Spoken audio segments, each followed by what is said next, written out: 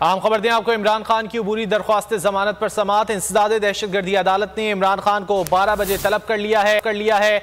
इमरान खान के खिलाफ मुकदमे में नई दफात शामिल। तफसीलात जान लेते हैं फयाज महमूद से। फयाज, क्या तफसीलात हैं? जी, डॉक्टर बाबर अवान इमरान खान के वकील पेश हुए और उन्होंने आके वो खत इस्लामाबाद की दहशतगर्दी की अदालत को दिखाया, जिसमें कहा गया है कि इस्लामाबाद पुलिस की जानिब से लिखा गया है कि इमरान खान की जान को खतरा है। जिसके बाद अदालत से इस्तदा की गई कि इमरान खान को बगैर पेश हुए ही उनकी दरख्वास्त जमानत समाअत की जाए। तो जिसपे अदालत ने कहा कि पहले मुलजिम को अदालत में पेश करें, फिर हम बहस करेंगे। ये भी प्रोसिक्यूटर की जानिब से कहा गया और ये भी अजय ने रिमार्क दिए कि मुकदमा का रिकॉर्ड दिया जाए, जिनको धमकी गई है उसका बयान भी पढ़कर सुनाएं।